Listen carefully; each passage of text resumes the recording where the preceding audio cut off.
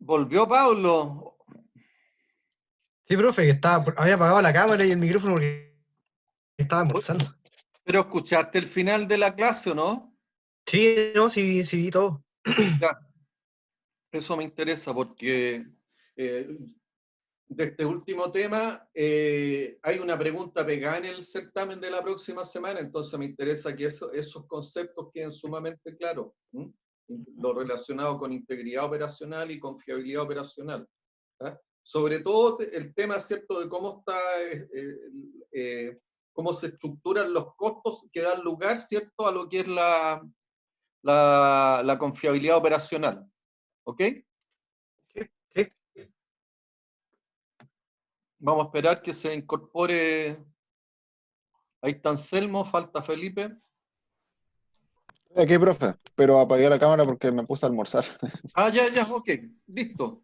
Vamos a ir entonces porque estamos con un atraso de 10 minutos.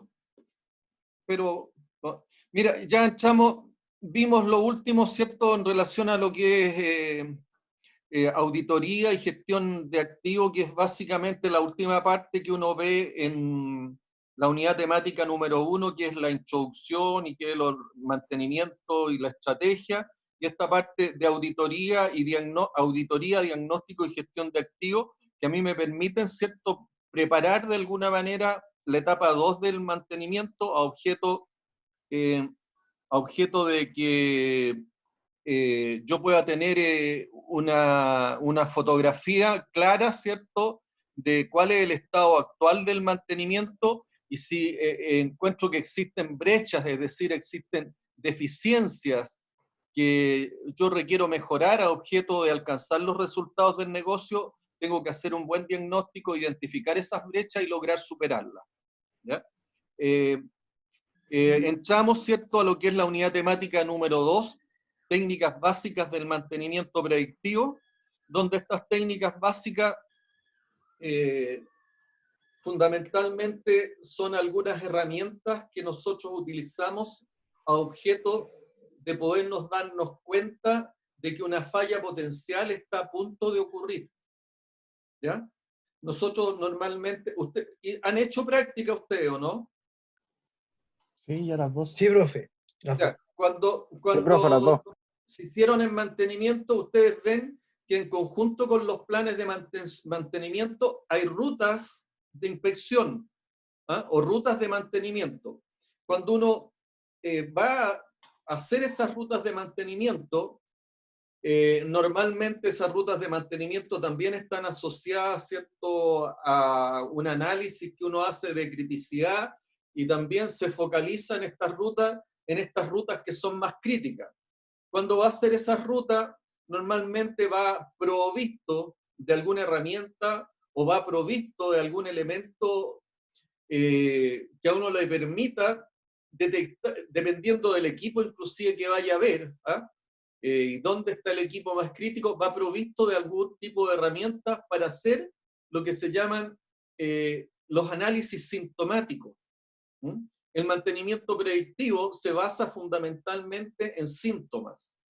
Y esos síntomas pueden estar asociados a, ¿qué se te ocurre número 1, Pablo? ¿Qué ha visto, qué ha escuchado? Por ejemplo, lo que yo he visto en mis prácticas, a una bomba de alta presión, ¿Ya? de multietapa, se le hacían mediciones de temperatura en los descansos y análisis de vibración en los descansos. Bueno, esa es una máquina rotatoria, por lo tanto yo tengo que hacer, hago mediciones de temperatura y las temperaturas tienen que estar dentro de un rango aceptable, ¿cierto? De tal manera de yo darme cuenta que no tenga un problema en algún descanso o en algún rodamiento. Hago también medición de vibraciones, que pueden ser mediciones que pueden estar asociadas, ¿cierto?, a la severidad de las vibraciones, es decir, a la amplitud de las vibraciones, a la magnitud de las vibraciones, y dependiendo de las características de la máquina en cuanto a velocidad, potencia, yo determino si esa máquina está, digamos, sobrepasada o no está sobrepasada en cuanto a la magnitud de sus vibraciones, que se conoce, ¿cierto?, como el análisis de severidad de las vibraciones. Pero por otro lado, yo también puedo hacer análisis desde el punto de vista de análisis de frecuencia de vibraciones. El análisis de frecuencia, y bueno, ese análisis de frecuencia muchas veces lo hace la máquina por sí sola, porque yo puedo hacer mediciones de el tiempo o el ciclo de tiempo en que se van generando las vibraciones, y a través de la transformada de Fourier, que está inserto dentro del aparatito que uno lleva para medir y hacer los análisis de vibraciones, uno hace el análisis de los espectros de frecuencia. Y dependiendo de los espectros de frecuencia, yo puedo determinar si mi máquina, ¿cierto?, está con un problema que puede ser de desalineamiento, puede ser un problema de desbalanceo, puede ser un problema que puede estar asociado, ¿cierto?, al anclaje propio de la máquina, o que hay algún elemento o componente que se encuentra suelto, o que hay un engranaje, un elemento de transmisión que está proyectando una falla a través de una frecuencia de vibración determinada. Entonces, son parte de los análisis sintomáticos. ¿Por qué? Porque yo analizo síntomas, analizo temperatura, analizo vibración. ¿Qué otro tipo de síntomas me puedo encontrar yo? Anselmo.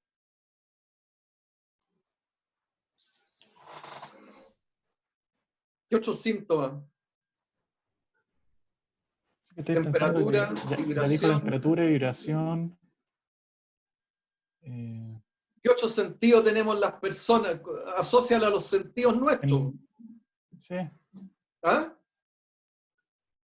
¿Usted han ido en auto, en micro, y de repente sienten ruidos. el olor a balata o no?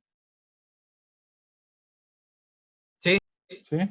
Ese es el síntoma, y ese es un síntoma, ¿cierto?, netamente por olfato. Por También olfato, ruidos. ¿cierto?, tú te das cuenta de que hay algo, ¿cierto?, que está a punto de fallar, o hay una falla potencial que se va a desarrollar ahí. ¿De acuerdo? ¿Qué otra más se le ocurre? Los ruidos. Ruidos. Pero el ruido me suena más que ya es falla. Podría ser un potencial de falla también.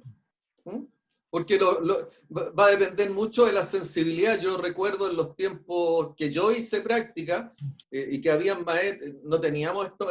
Sí, bueno, ya habían algún instrumental para medir vibraciones y el estado de los rodamientos, pero habían muchos maestros de los antiguos que ponían un destornillador y con eso captaban el ruido y el estado del rodamiento. Y te podían decir, oye, tantos días o tantas semanas más, esto va a fallar. Tenían ese nivel de sensibilidad, ¿ya? Muchas veces uno, y pasa con los maestros, sobre todo con los operadores antiguos, que les basta con mirar el color de los descansos para darse cuenta en cuánto tiempo más va a fallar un rodamiento. ¿Ya? Entonces, los sentidos nuestros son una herramienta que nos pueden permitir, ¿cierto?, detectar fallas potenciales. ¿Ya? Así como los sentidos nuestros, existen herramientas también que son del tipo no destructiva, que a mí me permiten detectar fallas potenciales. Una es el análisis de vibraciones, ¿cierto? El análisis de vibraciones es un tema que nosotros lo vamos a mirar con una mayor detención, porque es uno de los aspectos que abordamos por sobre todo en los laboratorios, y no quiero que ahí nos quede en espacio o nos quede, digamos, alguna deficiencia. De no ser así, si no alcanzamos, ustedes tienen que comprometerse con ustedes mismos, que tienen que mirar todo lo que, y en el YouTube se van a encontrar con experiencias relacionadas con lo que es análisis de vibraciones, balanceo, desbalanceo, alineamiento, severidad de las vibraciones, y péguenle una mirada a eso, ¿ya? Eso es importante y es parte, digamos, del análisis sintomático que uno hace para detectar fallas potenciales. Otro relevante, el otro relevante tiene que ver con los análisis de aceite, los niveles de contaminación de aceite. Y voy a hacer un especial énfasis en lo que es análisis de aceite, y nos vamos a detener con mayor tiempo en un rato más en lo que es análisis de aceite y tribología, porque esa es, digamos, a ver, el primer caso del certamen va a estar relacionado con la tarea. Segundo, ¿cierto?, con este análisis de confiabilidad e integridad operacional. Tercero, el tercer caso del certamen tiene relación con lo que es el análisis de contaminación de los aceites. La hizo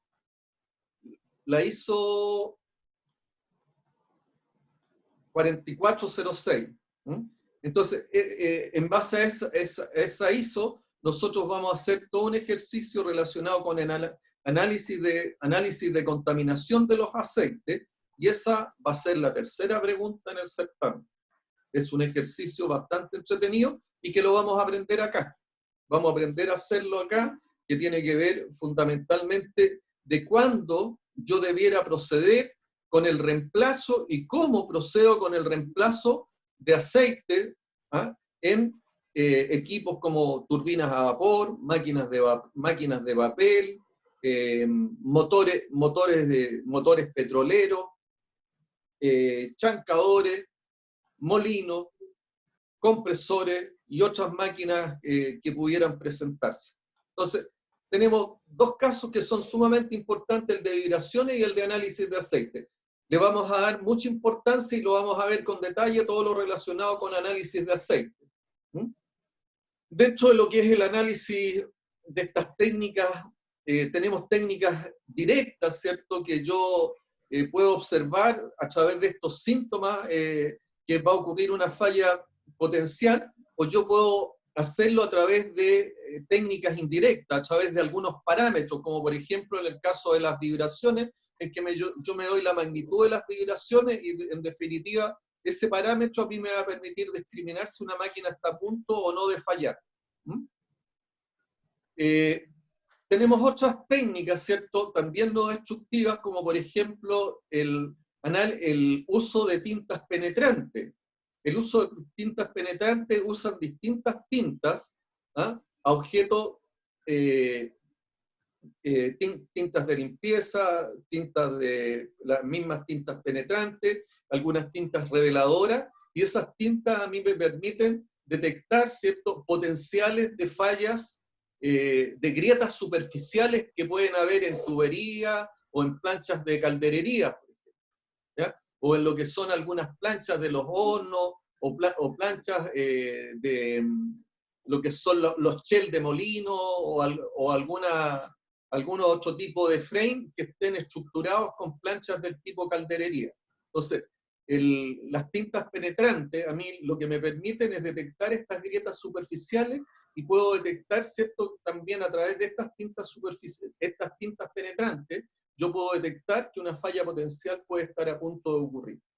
Otras de características muy similares son el uso de partículas magnéticas, el MagnaFlux, que es una herramienta también del tipo no destructiva y que también me sirve, ¿cierto?, para lo que es la detección de potenciales fallas de carácter superficial, muy similar a lo que es el caso de las tintas penetrantes. Hay otro caso, ¿cierto?, que es el ultrasonido. El ultrasonido básicamente se fundamenta, ¿cierto?, en todo lo que es el efecto de ondas tipo Doppler, ¿ya? Y el ultrasonido sirve fundamentalmente para detectar grietas profundas y se utiliza fundamentalmente para detectar fallas o potenciales fallas en ejes, ¿ya? Existen otras técnicas como técnicas visuales donde yo puedo utilizar, bueno, visión directa, cámaras o otro tipo de cosas. Los rayos X me sirven en algunos casos para detectar ciertas potenciales fallas que pueden ocurrir en uniones soldadas, ¿ya?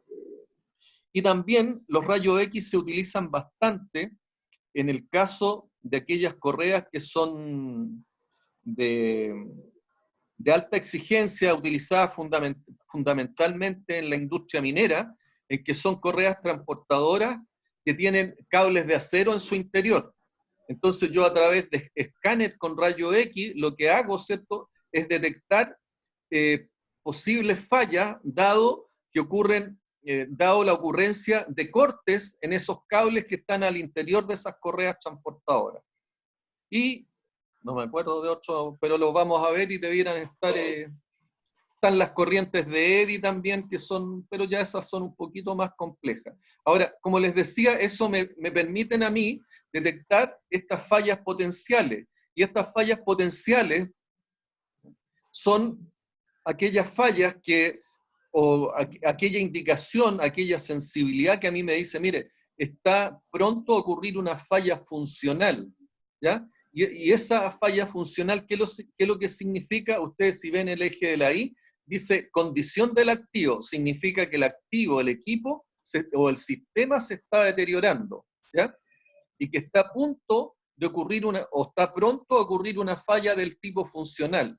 Cuando a mí me ocurre eso, yo, en definitiva, lo que tengo que hacer es desarrollar todo un plan de monitoreo, ¿ya?, con la herramienta que yo, ya sea análisis de lubricante, análisis de vibración, termografía, rayos X o alguna otra de estas herramientas que yo haya seleccionado para ese caso en particular, ¿ya?, en el cual yo voy a tener que empezar a monitorear, y en la medida de que avance esta falla, yo voy a tener que tomar dentro del intervalo, que se dice un intervalo entre la falla potencial y en el momento que me va a ocurrir la falla funcional, que se denomina como el intervalo PF, yo tengo que tomar la decisión de intervenir, ¿ya?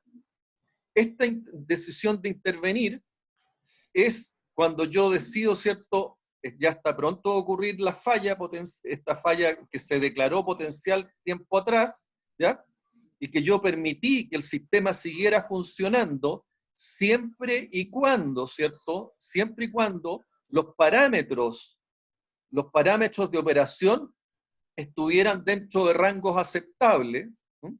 Y lo que se dice que es, esto seguirá funcionando, ¿no?, luego de esta potencial falla, seguirá funcionando siempre y cuando, ¿cierto?, y a condición de que los parámetros operacionales estén dentro de rangos aceptables. Y eso es lo que se denomina mantenimiento preventivo a condición, ¿ya?, a condición de que los parámetros operacionales estén dentro de los rangos aceptables.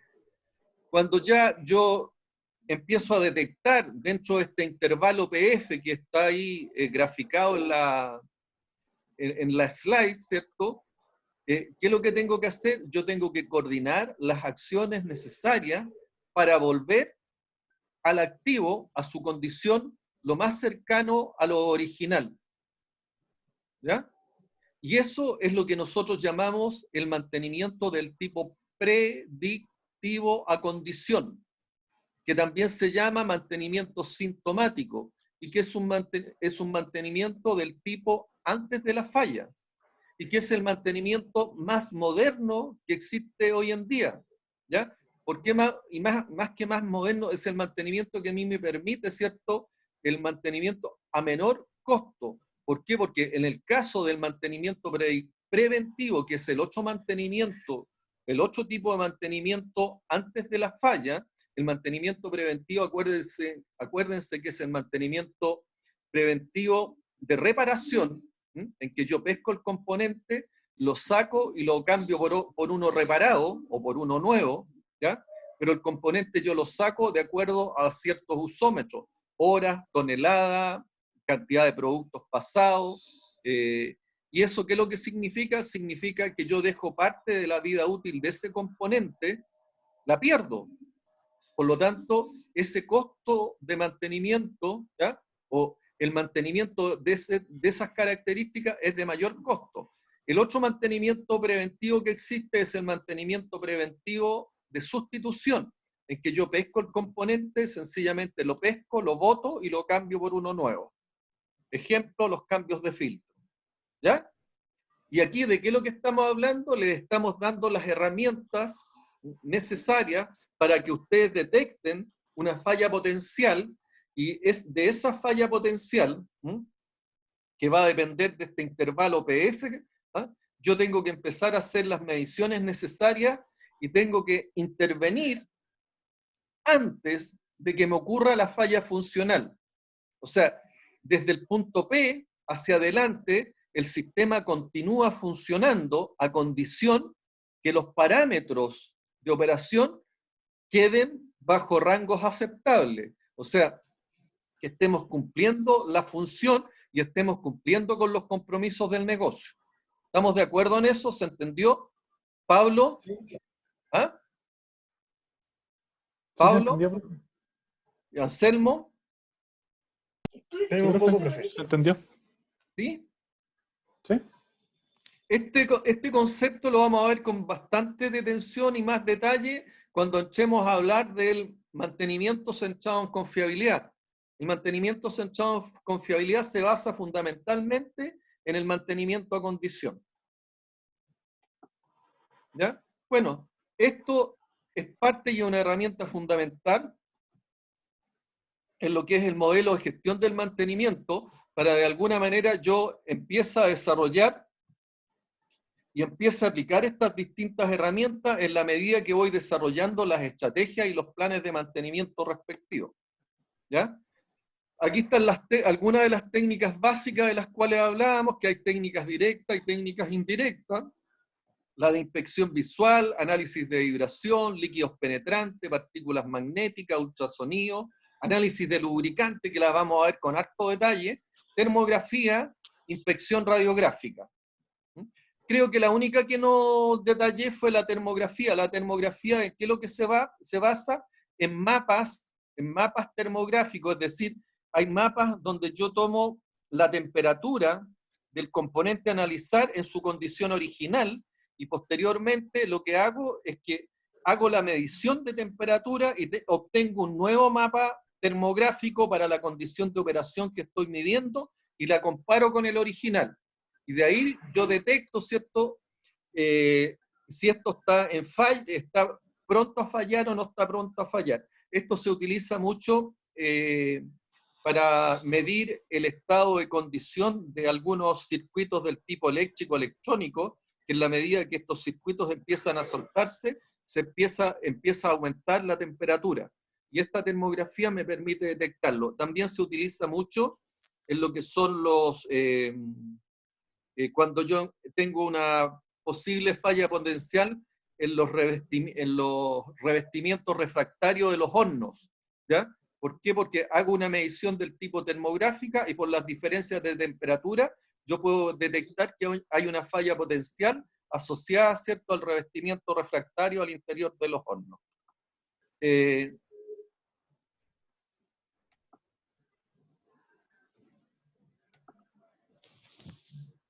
Técnicas de inspección visual. Bueno, esas son, digamos, las herramientas que más utilizamos y como les señalaba, a mí me interesa mucho todo lo relacionado con el análisis de vibraciones y también la otra interesante y que vamos ahora a iniciar un análisis es todo lo que es el análisis de contaminación de lo que son los lubricantes. Felipe, ¿ha entendido lo que estamos tratando hasta el momento? Sí, profe. ¿Sí? Ok. Sí. Continuamos entonces. Entonces, dentro de estas técnicas básicas, la que vamos a analizar, y me interesa que aquí pongan el máximo de atención, es todo lo relacionado con contaminación de lubricantes. ¿Ya? Y la figura ahí lo que me está mostrando es y me está haciendo la relación de la norma ISO, ¿cierto? Que es el código con la cual yo mido la contaminación de los lubricantes en 1 mililitro de aceite. Ese código, que está conformado por 3 números y 2 slash, el primer número lo que me indica es la cantidad de partículas mayores a 4 micras que hay en 1 mililitro de aceite. El código 21, yo voy a la tabla y me encuentro que el número 21 corresponde a un rango. Vamos a ver esa tabla también y vamos a hacer el ejercicio. Yo lo que estoy haciendo ahora es un pequeño resumen e introducción a lo que vamos a ver. ¿Ya? Entonces, esta norma ISO, que es un código, lo que me está diciendo es que el número 21, ¿ya?, me está indicando y que yo tengo que ir a ver a una tabla, el número de partículas que hay en 1 mililitro de aceite, mayores a 4 micras. Número de partículas mayores a 4 micras que hay en 1 mililitro de aceite. La descripción de todo esto está más abajo, así que no preocúpense más de entender que de anotar en estos momentos. Después viene un slash. El segundo número de este código, el número, en este caso 18, los números pueden ir variando y esa variación va a depender del nivel de contaminación del aceite. ¿Ya? El segundo número de este código, que es en este caso 18, parece, ¿eh? No lo vamos a dejar. El número 18, lo que me está diciendo es que este número está asociado a una cantidad de partículas mayores a 6 micras, porque después del 21 me está diciendo partículas mayores a 4 micras.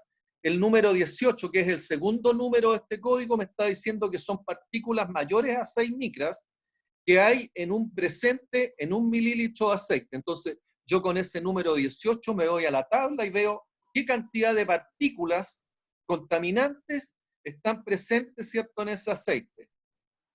Y el tercer número que está ahí, que es en este caso es el número 15, que como les digo puede variar, lo que me está indicando, y que yo debo ir a la tabla y me tiene que decir cuántas partículas mayores a 14 micras hay en 1 mililitro de aceite. Ese número yo tengo que ir a una tabla, y en esa tabla se me va a dar, ¿cierto?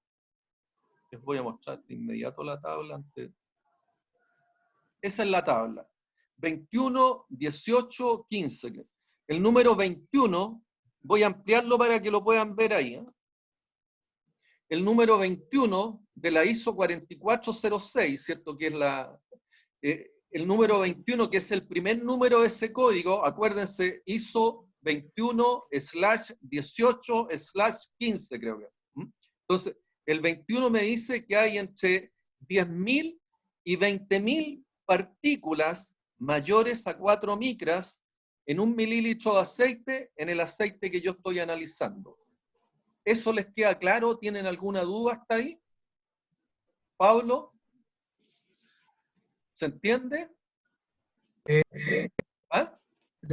Síganos, después ¿Ya? si me queda claro, le digo. Después viene un slash, y el segundo número, que en el caso particular del que estamos analizando decía que era 18, yo me voy a la tabla y el 18 me dice que hay entre 1.300 a 2.500 partículas mayores a 6 micras. A 6 micras en 1 mililitro de aceite. Y el tercer número, o sea, después venía otro slash y venía un tercer número. Ese tercer número corresponde a un código que me va a indicar el número de partículas mayores a 14 micras que hay presentes en ese mililitro de aceite. Entonces, el tercer número, creo, con temor a equivocarme en este caso, era 15.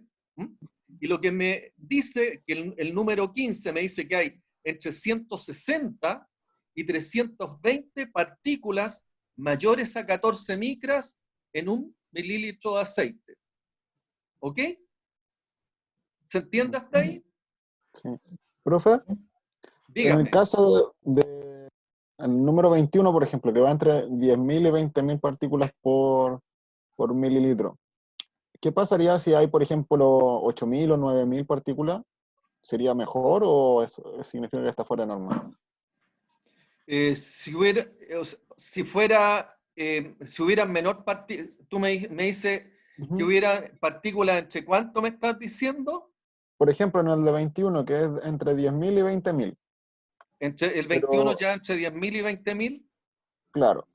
Pero, por ejemplo, lo medimos y hay 9.000, por tirar un Es que número. si lo medimos y hay 9.000, no corresponde al código 21, corresponde al código, a ver, al código 20.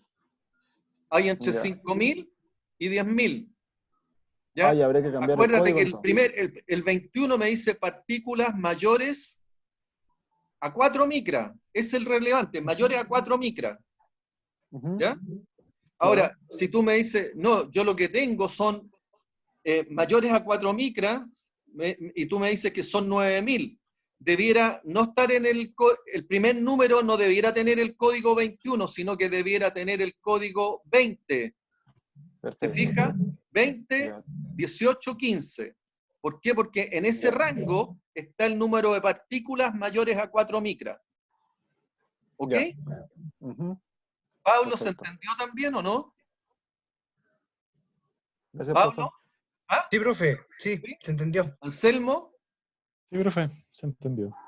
Entonces, nivel de limpieza ISO 17, 15, 12. Si ustedes se fijan, hay otro código ahí. Que si yo me devuelvo, 17 significa que hay entre 640 y 1300 partículas mayores a 4 micras, porque el 17 está en primer término. En segundo término viene el 15. El 15 me está diciendo que hay entre 160 y 320 partículas mayores a 6 micras. Y el 12 me está diciendo que hay entre 20 y 40 partículas mayores a 14 micras. 17, 15, 12. ¿Qué es lo que me está mostrando? Que hay, el 17 me dice que hay entre 640 a 1300 partículas mayores a 4 micras. Acuérdense que el primer número, el 17, me indica partículas mayores a 4 micras. El segundo número me indica partículas mayores a 6 micras. Tercer número, partículas mayores a 14 micras. Entonces, el código 17, 15, 12 me está diciendo 17 que hay entre 640 a 1300 partículas mayores a 4 micras. El código 15 me indica que hay entre 160 a 320 partículas mayores a 6 micras. Y el código 12 me dice que hay entre 20 y 40 partículas mayores a 14 micras. ¿Ya? Aquí viene un aspecto relevante. Normalmente, todo fabricante de equipo recomienda en los manuales el nivel de limpieza mínimo para cada componente. Nivel de limpieza mínimo para cada componente. O sea, te da el código que tú tienes que cumplir, ¿cierto? Si se trata de una turbina. Te da el código que tú... Y ahí está. Si es una turbina a vapor, yo tengo que tener, ¿cierto? Un código de limpieza 18, 15, 12. Y aquí yo me voy a la tabla y veo la cantidad de partículas que significa ese código. ¿De acuerdo? Si se trata de una máquina de papel, 19, 16, 13. Ese es el código, ¿cierto? Y el nivel de limpieza mínimo que debe tener una máquina de papel cuando yo hago los análisis de aceite correspondientes. ¿Ya? Cojinete de bolas, debiera tener, cojinete o rodamiento de bola, debiera tener entre el nivel de partículas, el nivel de limpieza mínimo es 15, 13, 11. O sea, uno si pudiera apreciar, el más exigente es el cojinete de bolas, ¿cierto? Posteriormente viene el de la turbina a vapor y después viene el de la máquina de papel. El de la máquina de papel es el que acepta mayor nivel de contaminación. Pero aquí hay un dato sumamente relevante. Me dice que el aceite nuevo tiene un nivel de partículas, un nivel de limpieza de aceite, y esto está dado por la Parker. La Parker, no sé si lo han escuchado ustedes, pero la Parker es uno de los principales fabricantes de equipos y sistemas hidráulicos, ¿ya? Y Parker dice que el nivel de aceite nuevo, como promedio, tiene un nivel de limpieza del orden 28, 18, 16. Yo ese nivel de limpieza, si lo analizo así sin ir a la tabla, ustedes van a tener que ir a la tabla y hacer los análisis correspondientes, ¿cierto? Van a tener que sacar cuáles son los valores correspondientes y hacer los análisis, pero de un análisis producto de la experiencia, los años y el recorrido, a mí me dice que el aceite nuevo, en este caso, si yo lo quiero aplicar a una turbina de vapor, el nivel de limpieza del aceite nuevo es más malo o es más sucio y tiene un nivel de contaminación superior al que yo requiero para la turbina de vapor. Veamos la turbina de vapor y si pueden, por favor, recordar los números. La turbina de vapor dice 18, 15, 12. 18 entre 1300 y 2500, que es el primer partículas contaminantes mayores a 4 micras. El de aceite nuevo dice que tiene 20. Y el 20 me dice que hay entre 5.000 a 10.000, entre 5.000 a 10.000 partículas contaminantes mayores a 4 micras en lo que es el aceite nuevo. Por lo tanto, en el aceite nuevo, si ustedes se fijan, yo tengo un mayor nivel de partículas contaminantes que el aceite que me están exigiendo para la turbina. ¿Lo he hecho? ¿Cambio el aceite? No, ¿O tengo que hacer algo? habría que Felipe. tratarlo antes. ¿Ah? Felipe, Hay que modificar ese aceite. ¿cómo lo modifico? Por ahí va la respuesta, pero ¿cómo lo modifico?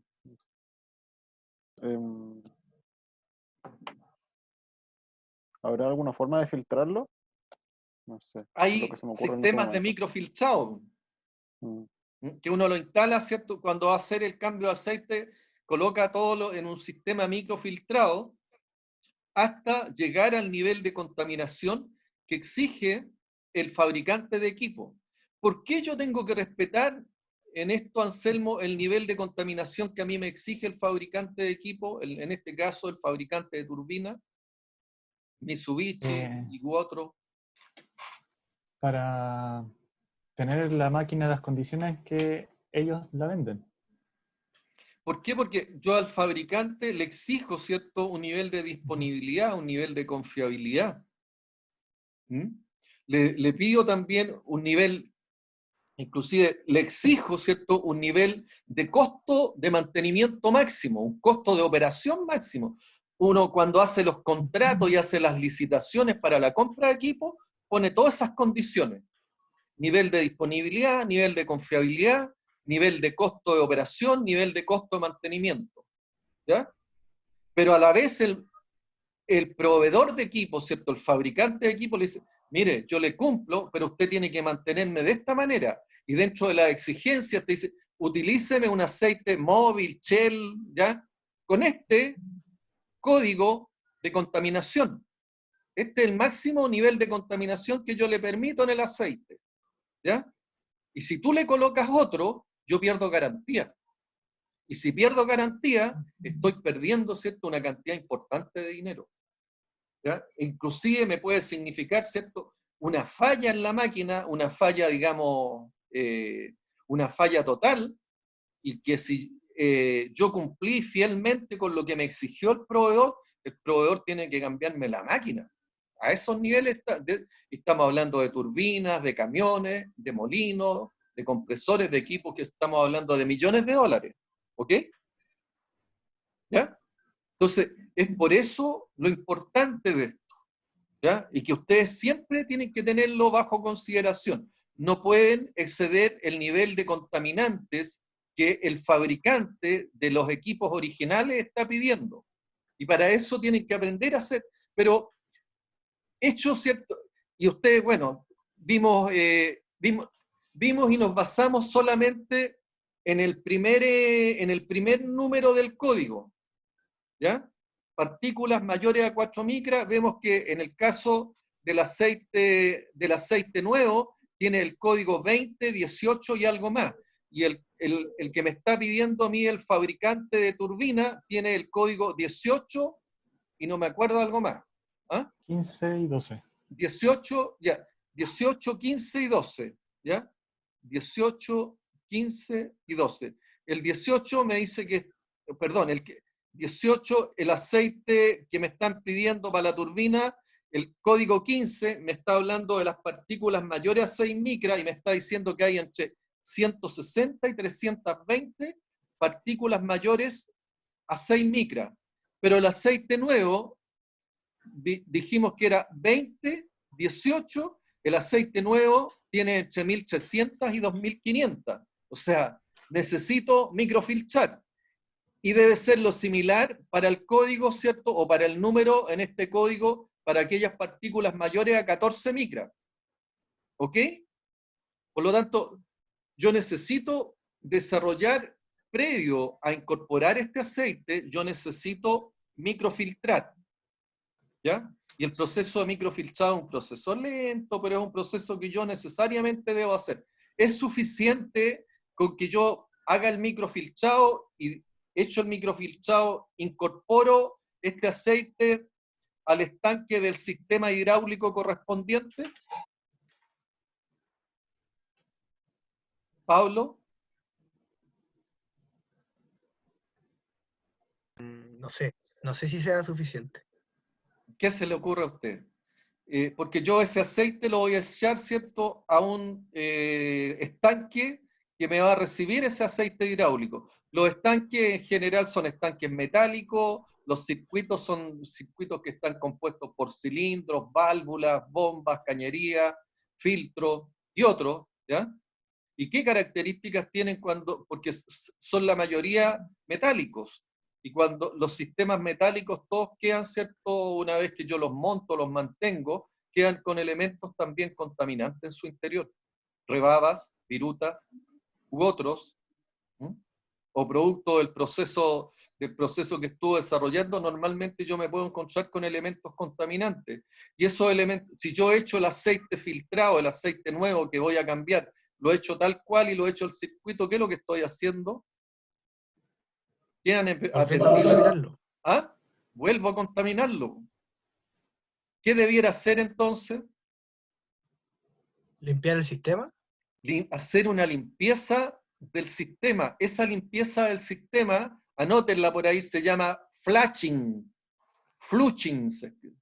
Véalo en internet, Pablo. Flushing.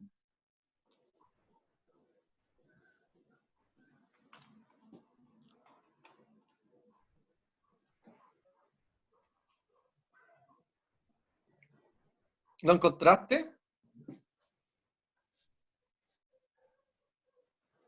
Sí. ¿Qué es lo que dice? Procedimiento de limpieza o flushing de un sistema de... Está cargando la página. Hydraulic Pneumatics. ¿Ya? .com. ¿Sale alguna descripción o no? La finalidad del sistema de estación existe hoy en día de mantener un control estricto del sistema. El concepto de lavado o flushing consiste en liberar y remover partículas contaminantes del sistema, forzando un fluido a alta velocidad a través del mismo. En teoría, debería dejar las paredes internas de los conductores con el mismo nivel de limpieza que el aceite que se va a introducir. Luego, entrará únicamente contaminación generada internamente o traída desde el exterior que puede ser controlada a través de filtración convencional. Ok. Entonces, hecho todo este análisis, primero, contexto operacional. Lo otro, identificación de las distintas variables. ¿Y cuáles son las variables presentes? ¿Cuál es la máquina? ¿Cuál es el aceite que utiliza la máquina? ¿Cuáles son los códigos de limpieza de la máquina? ¿Qué nivel de contaminación es el que tiene el aceite de limpieza? ¿Exige el fabricante de la máquina? Después tengo otra variable que es el aceite nuevo. Según la Parker, ¿cierto? El aceite nuevo tiene un código de limpieza estándar promedio, ¿ya? Y es el que tengo que comparar con el que me está exigiendo el fabricante del equipo, ¿ya? Entonces, hago ese análisis, posteriormente hago la evaluación, es decir, saco los niveles de contaminación y evalúo, ¿cierto? Y hago la evaluación si estoy pasado o no estoy pasado. Normalmente ocurre que estoy pasado. Si estoy pasado, tengo que proceder con lo que es el microfiltrado. Pero luego que procedo con el microfiltrado, previa a la etapa de incorporar el aceite al circuito, yo tengo que realizar un flushing. El flushing es un proceso de limpieza que se hace en el circuito, en el cual yo ese proceso de limpieza lo hago con un fluido, ¿cierto? Con un flujo turbulento, es decir, con un número de Reynolds superior a 4000. El número de Reynolds, en algunos casos, es sumamente importante en este tipo de operaciones o de procesos de limpieza, y yo requiero hacer algunos cálculos en específico. En este caso en particular, nosotros nos vamos a quedar, ¿cierto?, con que yo tengo que tener un número de Reynolds superior a 4000, es decir, un flujo turbulento. Esa limpieza yo la tengo que hacer con un aceite que tiene características similares al aceite que yo voy a usar en forma definitiva en ese circuito y al cual yo procedí a microfiltrar. ¿Ya? Una vez hecha la limpieza y removida, ¿cierto?, todas las partículas y elementos extraños al interior del circuito, yo evacúo ese aceite utilizado en el flashing, ¿cierto? Y recién ahí incorporo el aceite microfiltrado que tiene un nivel de limpieza inferior, un nivel de limpieza, es decir, es más limpio, un nivel de limpieza de calidad superior al nivel de limpieza que me está exigiendo el fabricante de equipo. Esas son las etapas y esos son los análisis que a mí me va a corresponder hacer. ¿Ya?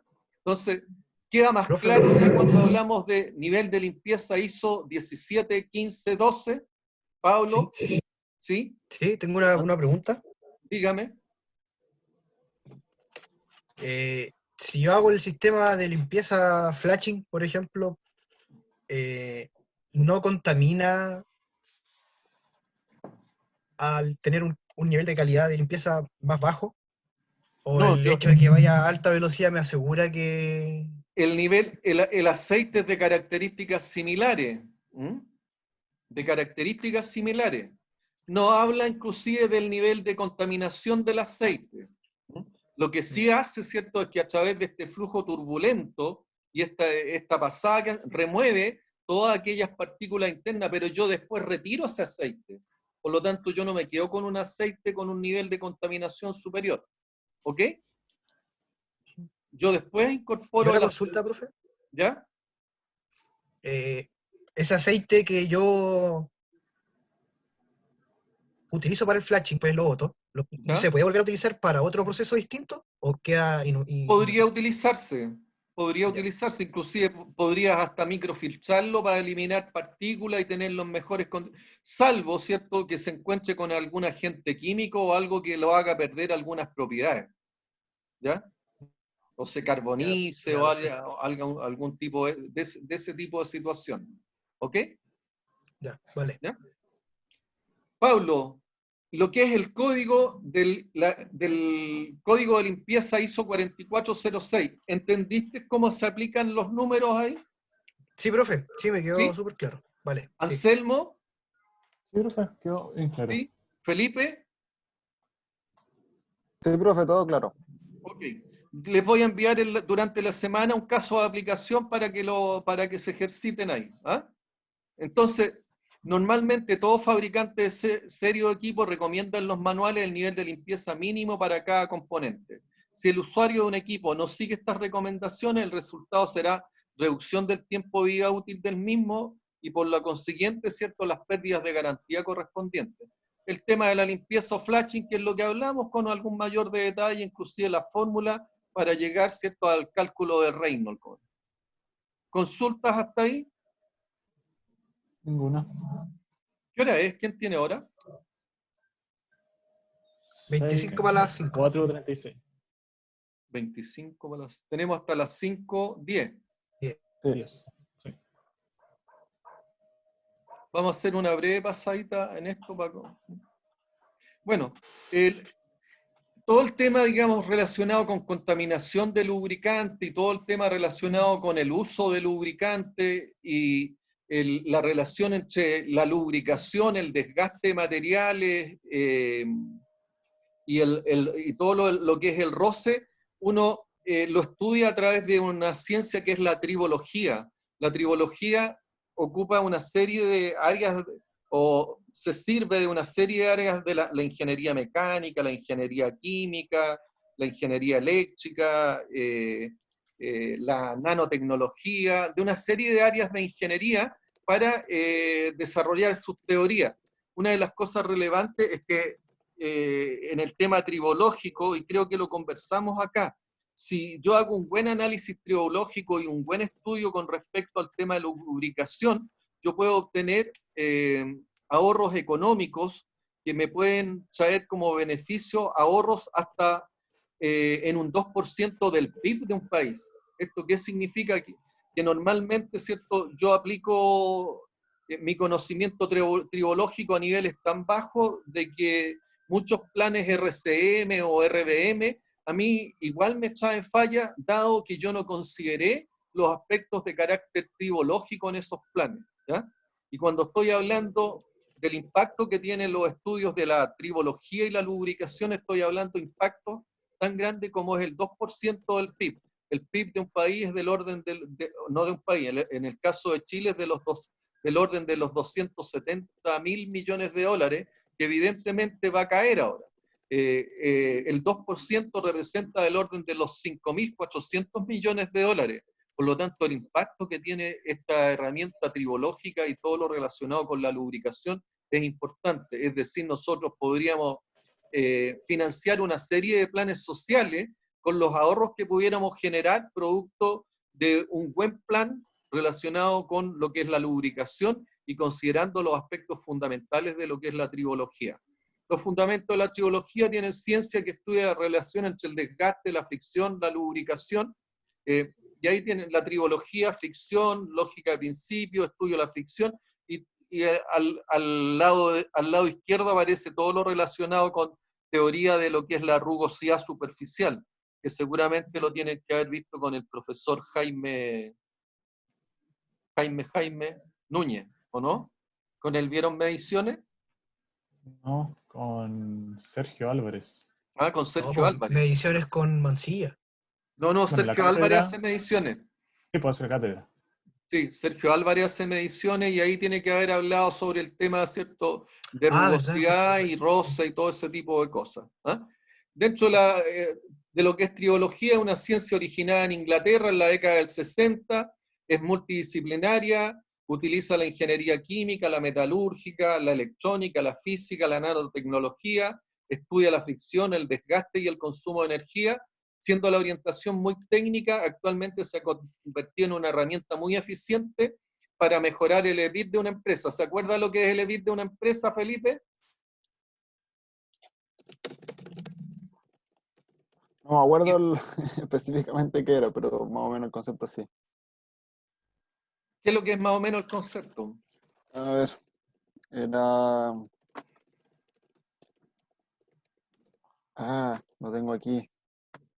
Eran Ingresos, la ganancia brutos, antes de los intereses brutos, y los ingresos, brutos, ingresos. antes de impuestos y antes de intereses. ¿Mm? Eso. La relación mantención programada versus no programada, las cifras de disponibilidad, la confiabilidad mejoran enormemente con el análisis tribológico completo de la empresa, haciendo un óptimo gestión de activos. Y obviamente aumentan lo que es el EBITDA. Y ahí aparece la definición de EBITDA, Earning Before Interest Tax, ingresos antes de intereses y antes de impuestos. Los sistemas de lubricación son multifuncionales, cumplen distintas funciones, las partes sometidas a fricción, reducir el rozamiento, por lo tanto el desgaste y la energía consumida por este concepto, disipar calor, reducir fugas internas, proteger las piezas de la corrosión y también arrastrar partículas, condensado y sedimento, limpiando y controlando la formación de barro. La contaminación de los lubricantes se produce por elementos metálicos que son propios del desgaste interno de los sistemas, ejemplo, las levas en los autos, ¿cierto? El desgaste de los cigüeñales en los mismos autos. Entonces, en los motores en general hay mucho desgaste interno y en general en todos los componentes donde hay roce y fricción nos encontramos con elementos metálicos que en definitiva están contaminando los aceites. Se contaminan también por óxidos metálicos procedentes de la oxidación de piezas y desgaste de las mismas que originan igualmente desgaste abrasivo. Polvo y otras impurezas, los polvos y otras impurezas, la sílice es muy conocida como elemento contaminante. Ahora, el polvo y otras impurezas provienen, ¿cierto?, del exterior y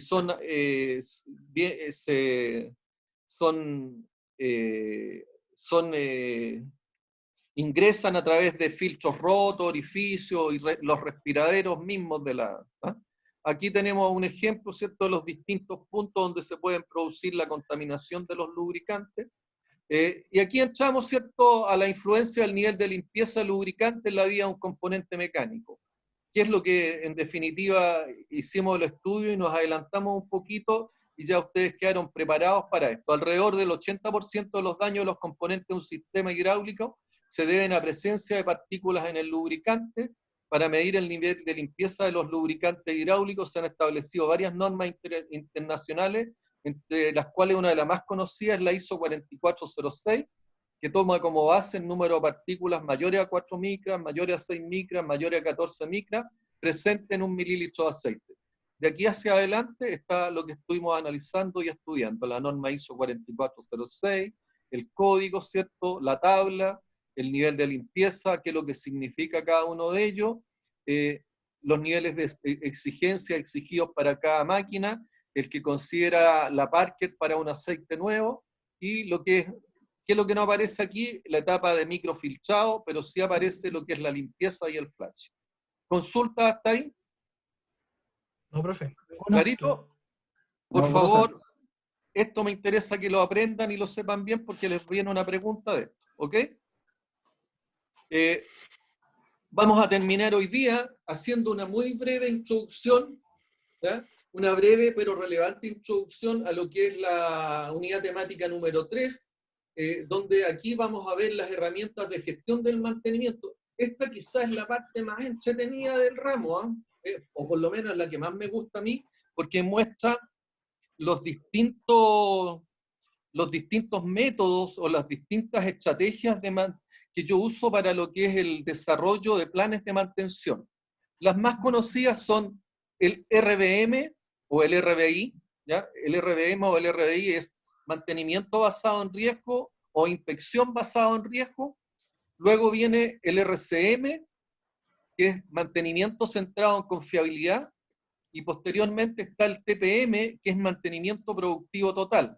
Yo les he incorporado a ustedes una cuarta, que es la ISO 31000, que es un modelo de resolución de problemas, pero que si ustedes me dicen, es la base de lo que es el RBM, y el RBM es el mantenimiento basado en riesgo, y ese mantenimiento tiene la siguiente... ¿Cuándo se aplica? El mantenimiento basado en riesgo se aplica en aquellas situaciones en que una falla de un sistema o de un componente a mí me puede generar consecuencias catastróficas. Por favor, si me lo puede repetir, Pablo, porque esto es parte de la cuarta pregunta. ¿Cuándo se aplica el RBM? Se aplica, ¿cierto?, en el caso que una falla a mí me pueda generar consecuencias del tipo catastróficas. Pablo, ¿me lo puede repetir? Aplica cuando existe el riesgo de una falla catastrófica en el equipo. Ahí se aplica. Anselmo, ¿queda claro o no? ¿Sí? Felipe, ¿lo puede repetir? Se aplica cuando existe una posibilidad de falla catastrófica en el sistema. ¿Qué se aplica? ¿Qué es lo que se aplica? El RBM ¿Y qué es lo que es el RBM? es... Ay, siempre se me olvida que está en inglés. El mantenimiento. Mantenimiento basado en riesgo. Eso. ¿Ya? Es que se me olvida que es el risk. Y la Por pregunta eso. yo se la puedo hacer al revés, porque la pregunta puede ser, por ejemplo, en una empresa del tipo petrolera, ¿ya?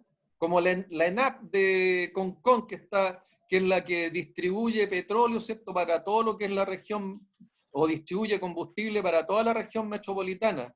¿Qué tipo de mantenimiento o qué estrategia, o qué método, qué estrategia de mantención utilizaría? ¿RBM, RCM o TPM? Explique.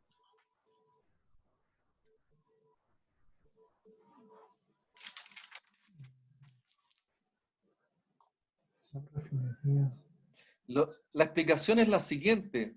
La empresa petrolera, ¿cierto?, tiene condiciones donde se pueden producir explosiones, pueden inflamarse los distintos combustibles que están presentes en los procesos, y adicionalmente se pueden producir altos niveles de contaminación.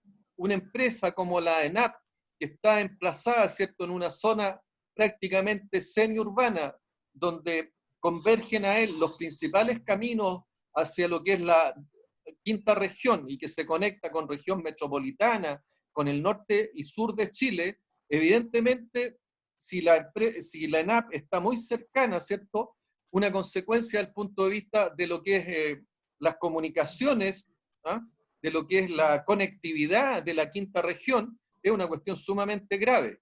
¿Ah? Sí, caso similar pasa en la octava región, en la empresa petrolera que está, no me acuerdo cómo se llama la empresa que está, pero que es del Estado también, que está en Concepción. ¿Ya? Adicionalmente, esta empresa está emplazada, ¿cierto?, muy cercano a lugares residenciales. Y si es una empresa donde hay altos niveles de inflamación, hay un incendio, ¿cierto?, me puede producir altos niveles de humo, por lo tanto puedo llegar a contaminar. Pueden producirse explosiones y esas explosiones pueden también afectar a la población. ¿Ya? Y se puede producir contaminación debido a que el petróleo, ¿cierto?, o la industria del petróleo es una de las que genera también el dióxido de azufre, que es el elemento contaminante más complejo en todo esto. ¿Ya? Por lo tanto, podríamos tener consecuencias que son de carácter catastrófico. Por lo tanto, ¿qué tipo de mantenimiento usaría usted?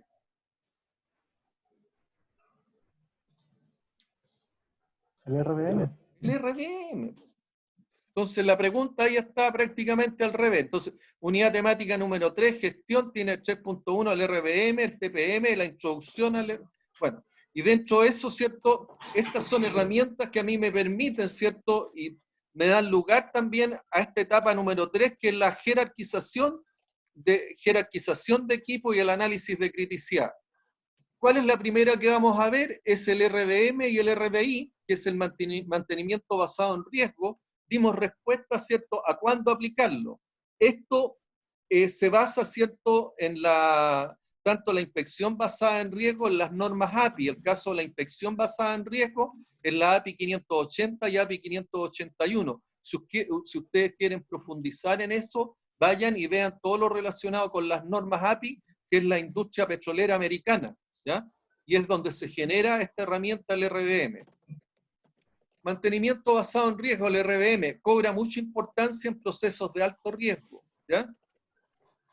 Relevante porque su evaluación probabilística, ¿ya?, la evaluación probabilística del riesgo yo la hago en base a lo que es el análisis del árbol de falla, el FTA. El FTA es una técnica cuantitativa de análisis basado en establecer el valor relativo de las distintas áreas de mantenimiento, pero valor relativo en cuanto a la probabilidad de falla. ¿Ya? Y el RBM se diferencia de lo otro, es que el RBM utiliza probabilidades estocásticas, es decir, las probabilidades reales producto de lo que es la experimentación. Y esta experimentación, de alguna manera, recoge mucho, sobre todo en el caso de lo que son el comportamiento de las probabilidades de falla relacionadas con elementos o componentes mecánicos, la distribución de Weibull. La distribución de Weibull se utiliza mucho para determinar, ¿cierto?, estas fallas, determinar estas probabilidades de falla. Entonces, la diferencia con el RCM es que el RCM, las probabilidades más están asociadas a frecuencia y no son estocásticas, sino que en el RCM son producto de la experiencia de operadores, mantenedores o distribuidores o fabricantes de equipo. ¿Ya? Las fallas están en el caso del RBM, yo requiero de un historial de falla, requiero de tener un ERP.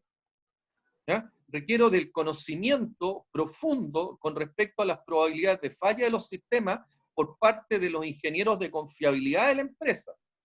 en el caso del RCM, yo solamente utilizo la experiencia y el conocimiento práctico de estas personas, ¿ya? Es una diferencia entre lo estocástico, ¿cierto? Y en lo relacionado, ¿cierto?, con la experiencia, la probabilidad o la frecuencia de falla que está en lo que es la experiencia de las personas.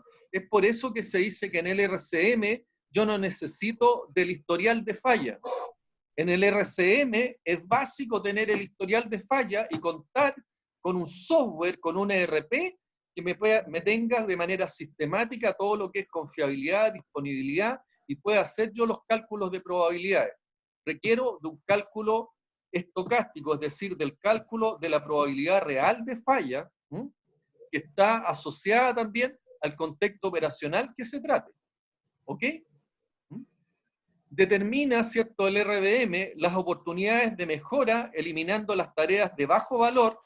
Aquí viene también, ¿cierto?, cuando yo hablo de riesgos, es que yo estoy hablando también de este precepto básico de la economía, donde digo, existen necesidades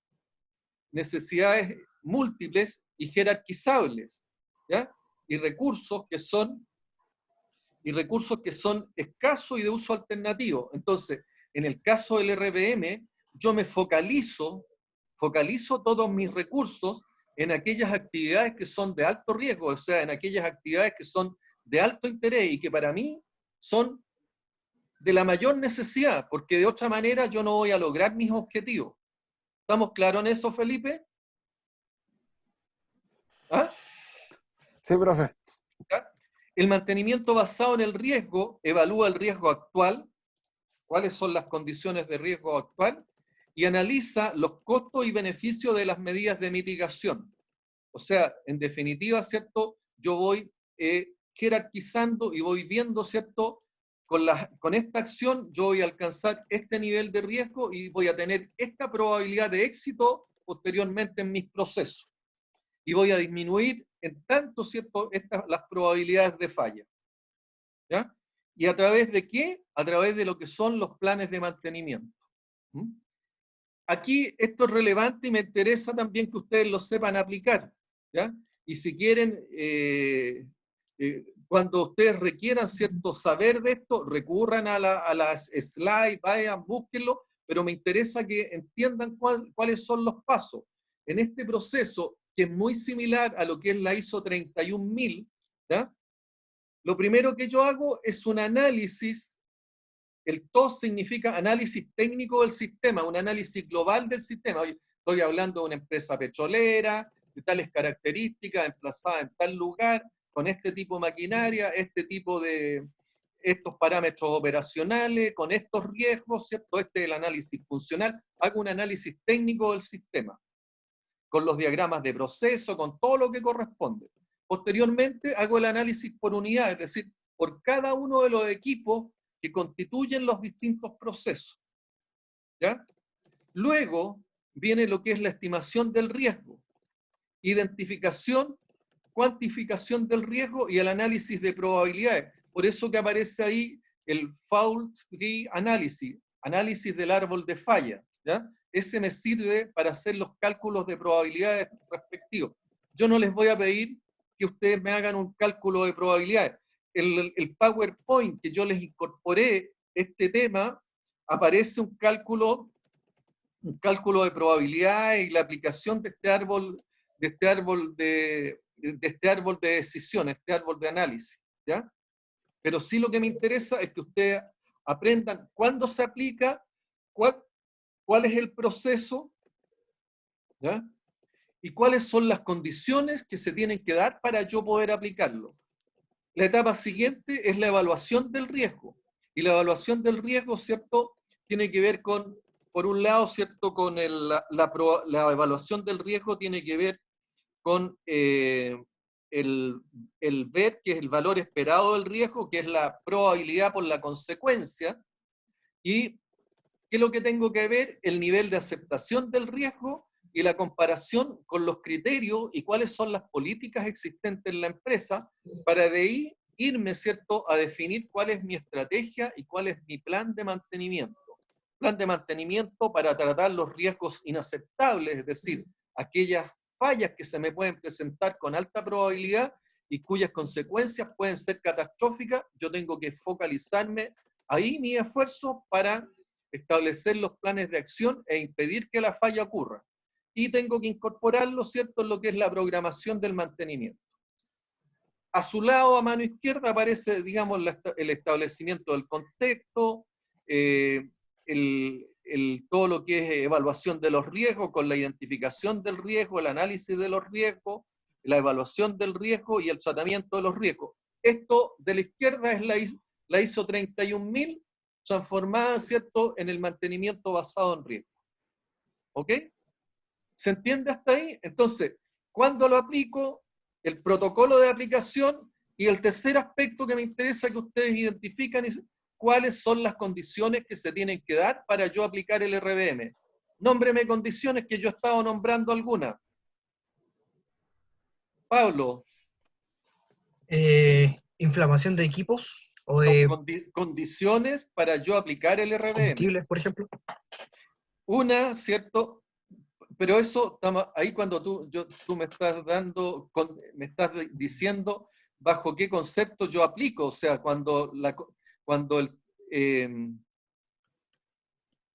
a ver, vamos a cambiar más que condiciones, ¿cuáles son los requisitos para aplicar el RBM? ¿Qué requiero yo para poder aplicar el RBM? ¿Es llegar y aplicarlo nomás? Lo primero, el RBM es dentro de las estrategias, ¿cierto?, es la más cara. ¿Ya?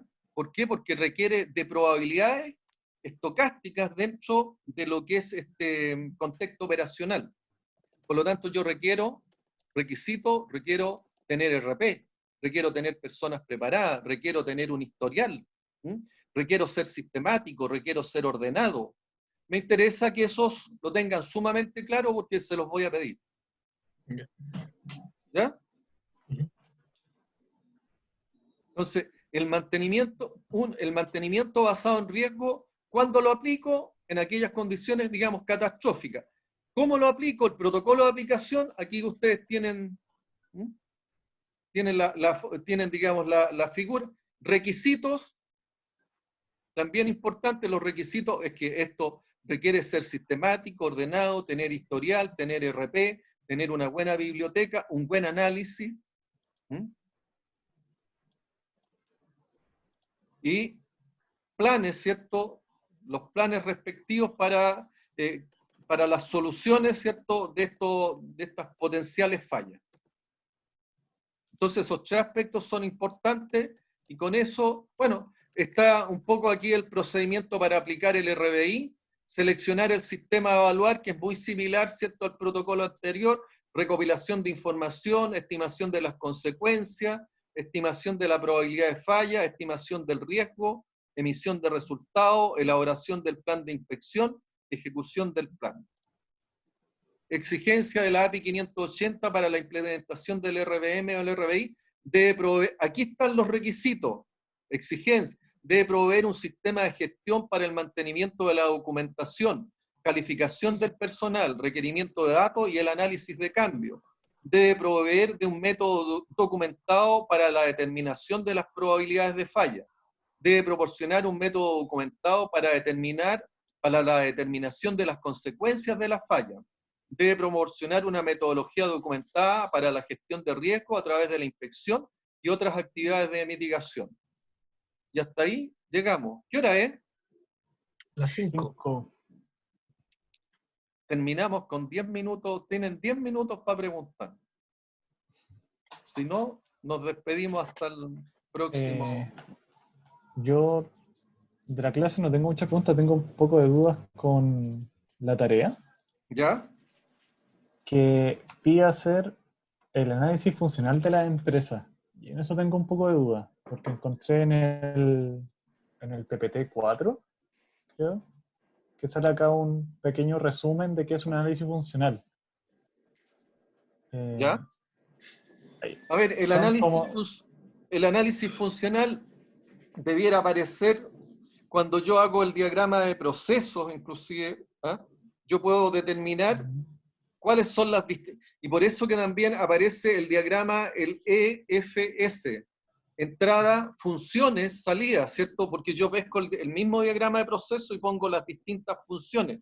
Pero acuérdense que hay funciones primarias y hay también funciones del tipo secundaria, que son aquellas funciones que si bien no están presentes, no están presentes directamente en la producción, sí tienen una importancia que puede ser trascendental, inclusive pueden ser más importantes que la función primaria. Ejemplo, ¿cierto? Las plantas, en una fundición y refinería, las funciones principales están relacionadas con fundir, refinar, producir, pero yo me puedo, si yo me muevo un poquito en una fundición y refinería, el principal problema que yo tengo está relacionado, ¿cierto?, con la contaminación producto de los gases que aparecen en los procesos. ¿Ya? Entonces aparece una función secundaria, que es desde el punto de vista ambiental, y que para eso yo lo que tengo es una planta de ácido. Y esa planta de ácido, ¿cierto?, que si bien no es una planta que actúa directamente en el proceso de fundición y refinería, ¿ya?, es un proceso sumamente relevante y es una función más importante inclusive que los procesos productivos, porque a mí me falla esa función y definitivamente el proceso no corre. ¿Ya? Entonces, yo identifico las funciones. Me pregunto también en el análisis funcional, ¿cómo puede fallar la función? Me puedo preguntar en el análisis funcional, ¿qué sucede si falla la función? ¿De qué modo puede fallar la función? Y podría llegarme a preguntar, oye, ¿cuáles son las consecuencias de una falla funcional? ¿Cuáles son las consecuencias que tiene el hecho que a mí me falle esta planta de ácido donde yo les estoy dando el ejemplo? Las consecuencias es que yo voy a contaminar, ¿ya? Pero no solamente voy a contaminar, yo voy a complicar la salud de las personas y lo más probable es que yo tenga consecuencias desde el punto de vista legal, es decir, a mí me van a cerrar la planta. Voy a tener consecuencias económicas porque voy a tener que parar los procesos productivos. Es probable que tenga consecuencias desde el punto de vista del prestigio, o sea, consecuencias desde el punto de vista ambiental, consecuencias desde el punto de vista de seguridad de las personas, consecuencias económicas, consecuencias en prestigio, es decir, consecuencias del tipo legal.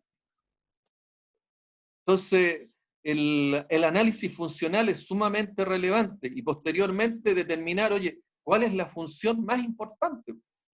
¿Dónde yo tengo que...? ¿Por qué? Porque cuando yo hago el análisis funcional en esta fundición y refinería, me doy cuenta que donde yo tengo que hacer mis mayores esfuerzos es en la planta de ácido, porque la planta de ácido es la que a mí me permite eliminar este tema de la contaminación, que es mi mayor problema.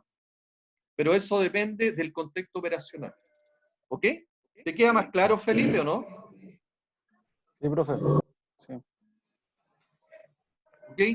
¿Alguna otra pregunta? Sí, profe, ¿cómo le enviamos la tarea? Porque me fijé Al en el correo aula y no electrónico. hay... Al correo electrónico yo estoy tratando, no sé todavía cómo mi chica habilitar en aula, que me puedan montar en aula las tareas. Pero tengo que hacer ahí un ejercicio que yo no lo he hecho. ¿Ya? Ya, sí, Oye, les esa era la cuento, pregunta. bueno, yo les voy a subir esta última clase, ¿ya? Subí el PowerPoint, ya está en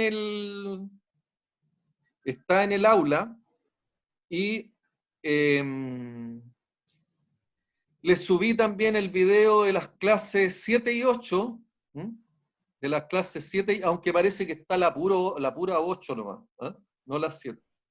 Está también en aula, para que por lo menos lo escuchen y recuerden ahí, pero yo creo que aquí en este último hicimos un buen resumen y nos focalizamos a lo menos en las 4 preguntas que van a estar en el certamen.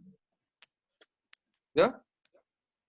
Ya, profe. Y les voy a subir algunos casos, pues, para que ustedes lo estudien y me pueden hacer las preguntas después vía correo electrónico o por el WhatsApp. Ya. ¿Ok? Profe, ¿cómo va a ser la modalidad del certamen? ¿Va a enviar, no sé, Yo por les ejemplo, voy a poner, normalmente lo que he hecho es poner tipo 12 del día, 1 de la tarde, pongo el certamen, lo subo al aula. Ya. ¿Ya? Y ahí nos damos, no sé, 3 horas, 4 horas, para que usted, no me interesa apremiarlos con el tema de la hora, lo que me interesa es que ustedes puedan aplicar bien sus conocimientos y entender bien qué es lo que están respondiendo ahí. Ya, profe. Yo en eso siempre lo que les he pedido, usen todas las herramientas que tienen. Lo único que les pido es que traten de no comunicarse entre ustedes y discutir entre ustedes, porque se pueden más complicar que... Las preguntas son Claro. en general bastante abiertas algunas. Ya. ¿Ya? Y si se van a copiar y se copian mal, se nota de inmediato. ¿Ya? ¿Ya? Entonces yo les recomiendo eso, utilicen, digamos, toda la información que tienen a disposición, computador, ¿ya? Lo que no les recomiendo es que usen al compañero. Ahora, después en la pega la realidad es que uno usa todo. ¿Ah? Trabaja con el compañero del lado, con el amigo del frente, usa todos los elementos, por eso que yo tampoco no restringo el uso de todos los elementos, porque son las herramientas que ustedes tienen, y a mí lo que me interesa, por sobre todo, que aprendan a aplicar. ¿Ya? Ya, profe. Ok. ¿Más consulta? No, por mi parte, profe. ¿La tarea hasta hoy día, profe? No, hasta el viernes puede ser. Viernes a las Ya. 11:50, ¿Hasta mañana? 23:55. Hasta mañana. Hasta mañana. Ya, profe. Ah, ya. Ya, bueno. Ya, ¿Ya? bueno. Ok. Bien. Nos estamos Ya. comunicando. Eso, profe. Que tengan buen fin de semana. Cuídense. Vale, profe, igual. Cuiden a sus Igual. familiares. Igual, Vale, muchas gracias. Chao. Chao, chao. Cuídense, Chao, profe, nos vemos. Chao, chao.